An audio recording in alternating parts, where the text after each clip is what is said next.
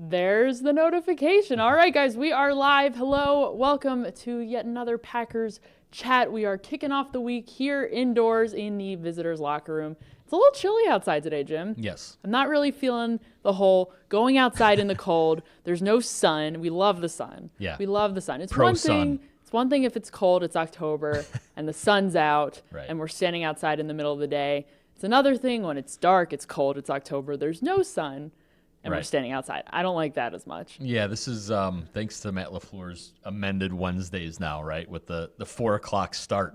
Yes. So maybe if he switches back, although I think once coaches switch practice and then they keep winning, they rarely switch back. That's just my experience. I don't hate the late start. It's a little different. It's taken Yeah. some time to get used to, but I think I like it. I'm all for it because Well, I stay up late and I like to sleep late. Sleeping is good. Yeah. We love sleep.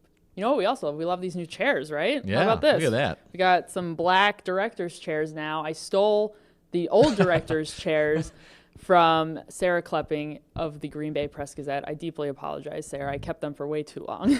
I apologize to her. I feel like I steal stuff from her a lot, and I don't give it back. But Yeah. right now, I'm good. Right Good. now, I've given her back everything that she needs. Okay, guys, let's get into some Packers talk. As always, we are live on Facebook, on YouTube, on Periscope. I will be momentarily pulling up some of your questions on Facebook on my phone, so I'll be taking a look at those. But as always, we like to start off talking about some injury news.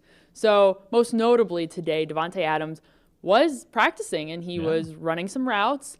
It looked to me, now granted, I am not a wide receivers coach, so I truly don't know everything about there is to know regarding routes, but he looked to be going a little bit faster than he did last week. Last week, I would say he's going about half speed in practice. Today, we were probably seeing more like 75% speed. I wouldn't call it full speed just yet, but he did look like he was running routes a little bit faster than he was last week, and the injury report had him as a limited participant. It was a walkthrough today, so they were not actually doing team Right. drills and whatnot. They were doing more install, kind of, walking Right. through. So that was just an estimation what he would be if they had actually practiced today. So every week he's making progress. Will this be the week the Packers see number 17 on the field for them? Yeah, it's I think Thursday, Friday will really determine it if he is full go. I mean, he said, of course, there's still a little soreness as he begins to work back, and he's maintained this from the very beginning when he's talked to us, is that he is not going to be out there unless he is himself, and that means being able to push off the line of scrimmage, get into his stutters, his being able to stop and start. So it's all progress. I know last week, Olivia, they said he'd be a game time decision. I never really bought that because he didn't practice. Like at the end of the day, he's going to want to really go full speed because, as he said today, he's like, if I'm out there, I'm going to be me. And I don't think there's any way to know that until you kind of do it in a controlled environment, in my opinion. So we'll see. I think the next couple of Facebook Lives we might have a better estimation just with is whether he's in pads or not, but is he going full speed, sort of full participation, and then is he questionable for Sunday? Because usually what that's meant, Olivia and guys, is when a player is questionable for the Packers, they play. So I think that'll be what's the important thing as they hit LA Friday afternoon. Yeah, it's that full participation that you guys are going to want to keep an eye on. The only real deviance from that rule was when Kevin King, after he had not practiced all week leading up to, what was it, Dallas? Yeah. That he went from doubtful to questionable to playing Right. on Sunday and having a great game Yeah. for him. So that was the only real exception that we've seen so far. But I would say with Davante especially, just keep an eye on whether or not he is a full participant in practice. If there is that positive trend Right. going forward, limited, that's the starting today, Right. Wednesday. But tomorrow, if we see him go to full participation, if we see him maybe on Friday go to full participation, it might be a good indicator Right. of whether or not he is going to go. So let's look at the injury report just very quickly right now. I'm going to pull it up on my phone because there was a lot of names on there 22 again. names. Oh, my goodness gracious. 21 of which had some sort of physical part to it. Mercedes Lewis was the only one listed as a Veterans Day off. Like Ferris Bueller. Yeah. So this also includes the quarterback, Aaron Rodgers, and running back, Aaron Jones. Yeah. So, 22 names, a lot of limited, a lot of full, to be fair, but no one did not participate. Right. But then again, we've seen this even last week, I believe, when they did a walkthrough on Wednesday, or maybe it was the week before. But generally, when they do walkthroughs on Wednesdays, we see guys get downgraded on Thursday. Yeah, like I think Robert Tonyan's probably the most specific example of that, as he's trying to come back from this hip injury where the estimated is that he would be limited, but once they actually get into it, which was like this past week, downgraded to whether he did not participate or a limit from full to limited, whatever. So I think the way this is going, Olivia, is, Matt LaFleur would rather be overly cautious with these guys and, make determinations later in the week. It just feels like that's what he's been doing, and they continue to win games. So the midweek stuff almost feels like less important, unless it's a major guy. Like if Aaron Rodgers, he was limited today with the knee. That's what it's been. Aaron Jones, we know he injured a shoulder in Kansas City. He was limited today. Okay, we kind of expected that. I think it's if someone's just out and it's a major kind of deal, which it feels like we won't ever know now until Thursday, Friday, right? That's essentially what it is, because we don't get to talk to the players on Monday generally. LaFleur does speak on Monday after the games, but as we all know, he doesn't like to talk about injuries. So that doesn't mean we won't ask about injuries, but he's not going to be very forthcoming. And then, of course, they're off on Tuesday. So, today would be the day, tomorrow. Yeah, now that they're really not practicing, it's hard. Yeah, definitely. So you went over some of the highlights of the injury report, but also worth noting, Brian Balaga, who left the game early on Sunday, was a limited participant in practice, quote unquote, today. We also saw Blake Martinez, still limited, had that club on his hand with the hand slash, it looks like, it's a shoulder as well. Oh, okay. So it added another one. So that's really today, I guess, is what we learned most, is if there were what injuries might have been sustained or additional issues sustained the game before. So those are some of the big names, the highlights. Of course, if you guys want to go check out the rest of the injury report, it's on our website. It's on social media. Go find it. I trust your Googling, searching skills. So let's take a look at some of your questions. David agrees, don't rush Davante Adams back. It is something with the turf toe that could potentially be re-aggravated if he doesn't take care of it properly. So it's certainly not worth trying to get him back out there for a game against the Chargers. I don't want to say that it's a team that the Packers will breeze by. I don't, they were a playoff team last year and they're hitting a rough patch now, but they have a solid defense. They do. But that being said, regardless of the opponent, you don't want to rush him back. Right. Yeah. No. And I don't think he's in a position to allow himself to be rushed back. No. He's been pretty clear that he's not playing unless he feels good enough to go. Dean wants to know why we aren't outside. If you were not here in the beginning of the live stream, it is cold and dark, and we sit here for 15 to 20 minutes talking to you guys. On Friday, we'll be outside for sure. We'll see about tomorrow, but Friday, we will be outside. Mike wants to know if we went to Jack Stack Barbecue in Kansas City. Well, we did. Let me tell you, we tried. Technically. We tried. We got there. Jim and I were there. Our dear friend Rob Domofsky also accompanied us. And we got there, put our names in, and we were told that it was a 2-hour wait. Yeah. So we should have expected that. It's obviously a very popular barbecue place, but we did not have the patience. No. Or we were a little hangry at that point, I would say. So I think waiting 2 hours was not in the cards for us. So we ended up going to a seafood and steak place called Bristol. Bristol Steak and Seafood, I don't know, something like that. It was fine. Yes. I would not recommend it to all of you as a must-have, must-try, but it was fine. Yeah, it was fine. So that was that. Let's see. If you guys have any football questions, definitely let us know. But we're getting some fun questions. I love football is fun, but fun questions are also fun. So Diego wants to know if we have any recommendations. He's coming to Lambeau on November 10th. What game is that? Is that the Panthers? No. Yes? I don't remember. Yeah. But recommendations for what? Just recommendations in Green Bay, I guess. So, guys, in the comments, if you have any good recommendations for Diego, Yeah, bring. send I think them along. I think Lambeau. I think a lot of tailgates are like this, but I know it can be fairly communal. So if you want to bring beverages or food that you are willing to share, I think if you kind of wander around, or at least you can make easy friends with the people you're parked around. Yes. So I think that's always a good time. And, you know, yeah, if you got to get here so early that I don't know if you can do anything in the morning. Yeah, I guess it depends how much time you have. But there's lots of good restaurants around. I don't know if this is your first time in Green Bay, but yeah. But I mean, you know, obviously, if it is like the trip, you gotta do the Lambeau thing. You know, Pro Shop, Atrium.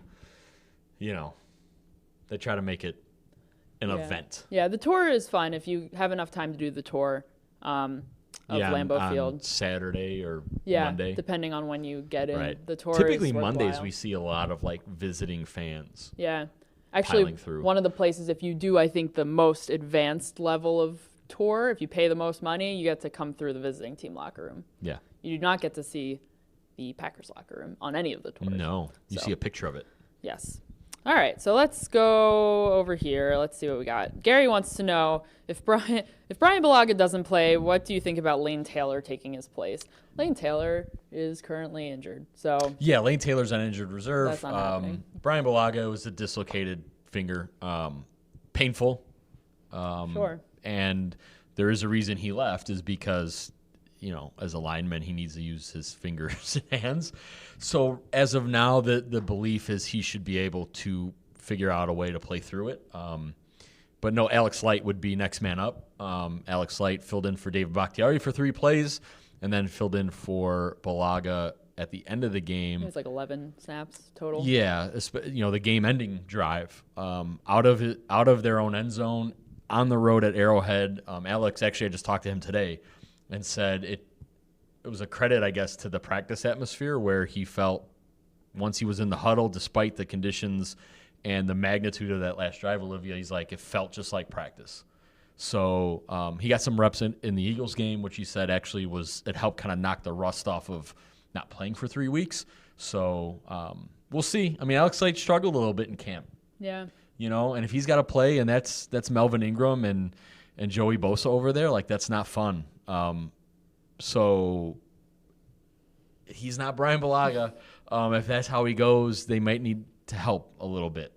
But yes, as you said, if you want to be optimistic, the fact that he has gotten some reps real time in game, it's valuable, but he isn't a veteran, and he's certainly not Brian Bulaga. Right. So as of now, I think Bulaga plans to play. It's just a matter of, you know, how to tap up the finger. But he didn't break it, so that's the important thing. Yes. So we've got a couple questions here, both from John and Misael, asking about Ryan Grant and why he hasn't played yet. And I guess the fact of the matter is that they haven't needed him to play.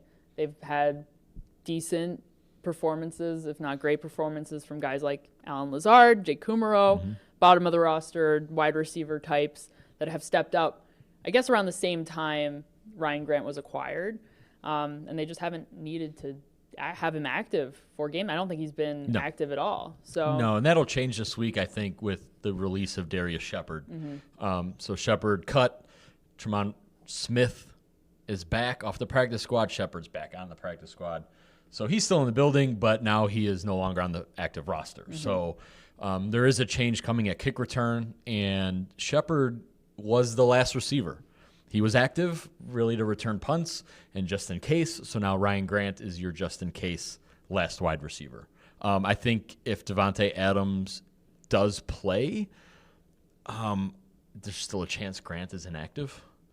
But maybe he is up if Adams plays, just to make sure, they give, guys proper rest. But that's why Ryan Grant's been just sort of working his way through practice. Okay. That was going to be my next question, is if Davante Adams is active, would Ryan that Grant would be play? the interesting thing. I mean, right now the Packers have 52 players on their roster. They're going to make a decision this week on who that 53rd guy is.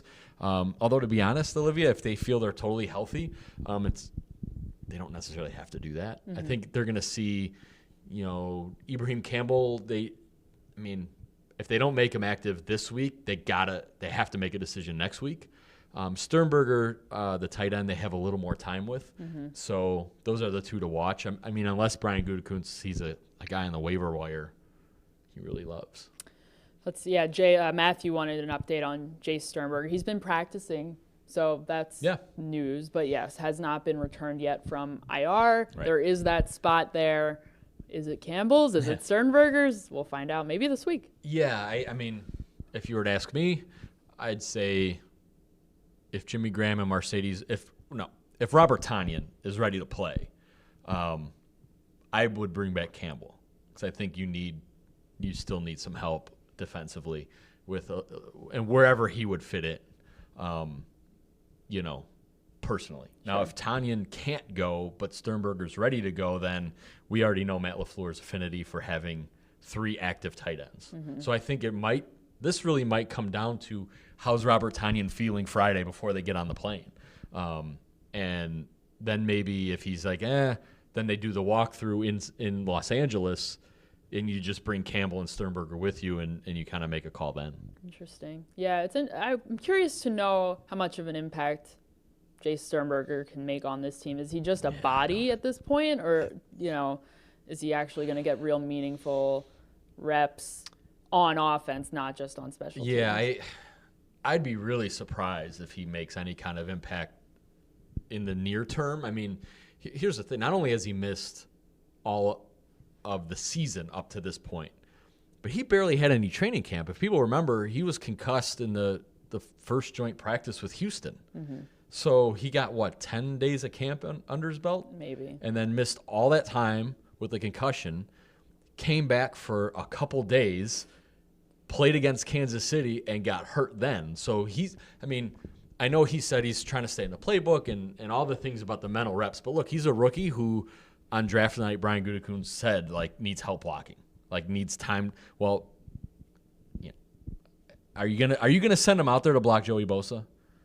I'm not. So I shouldn't send any of the tight ends out there. Exactly. I mean, that's the point. So I guess for me, clearly he's on his way back. Clearly they feel he can help. I don't know if it's this Sunday, right? Right. And then what are you asking him to do? If it's to run some routes and catch and be an explosive player, they need that. And maybe they can. Matt LaFleur's been really good at finding what these guys can do, so they clearly have a plan for him. All right, that's a big question heading into this Sunday. Who takes that open spot? I'm getting called out for calling Kumaro bottom of the roster wide receiver. Sorry, Jason. He is bottom of the wide receiving depth chart, and that's just the reality of it. So not that he's not we love touchdown Jesus. He's no ever popular. I did not mean that in a demeaning way whatsoever. He's done a good job. He's had some big plays for the Packers, including last Sunday. So that was not a knock on Kumaro. I'm sorry if I offended you. Language matters. It really does. We've got people asking about the return game, both, Matt and Jerron. Jerron wants to know if Traymon Smith will make a big impact as a returner and on defense. Probably not so much on defense. No, not so much on defense. I actually talked to Trey a little bit ago, and he is dying for the chance to return some kicks. Really? He's like the little bit he was here previously, they just boomed it out of the end zone, and teams didn't want anything to do with him. He's seen what's happened since, and he's like, that's all I want. Let me return the ball. He's a little unsure about this week because the Chargers remember him from last year, playing against him twice with the Chiefs. But he's all for it.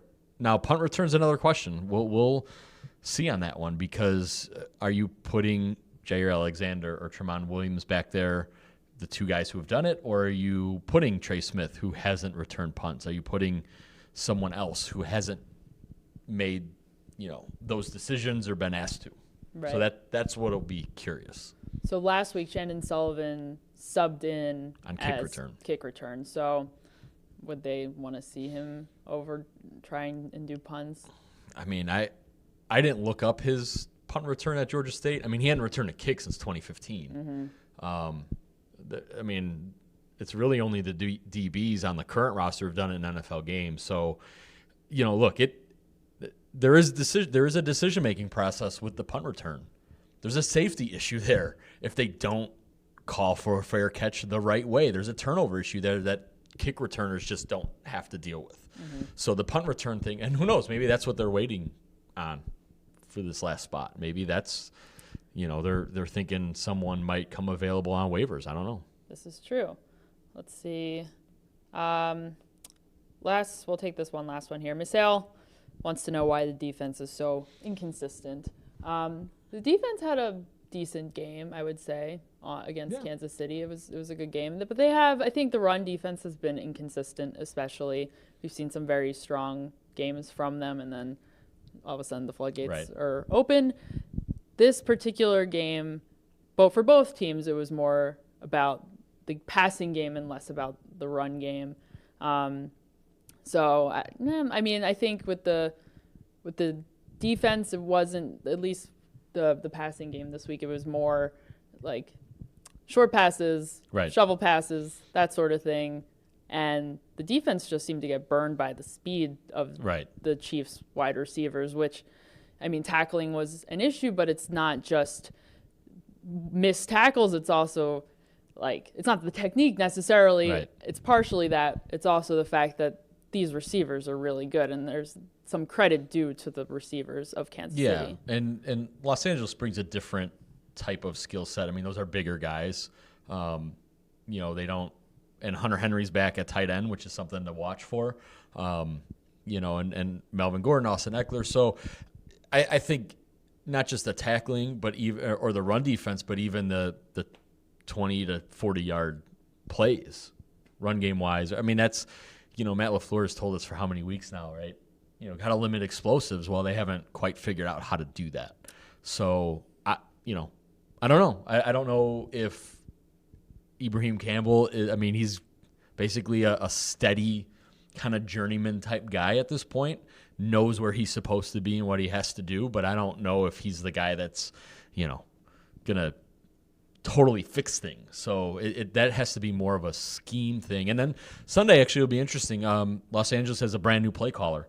They fired Ken Wisenhunt, their OC, on Monday after a victory. So Mike Pettin against the Bears, no less. Yeah, so Mike Pettin will be challenged in that way, in the sense that he has no idea who or how this new guy is going to call plays. I'm forgetting his name off the top of my head. Starts with an S. Quarterback's coach. So you may see some more explosive type plays out of LA. Yeah, no, it could be. We'll see if it ends up being against something with not in the Packers' favor or in. In favor. Words are hard. The Chargers, yeah. Yes.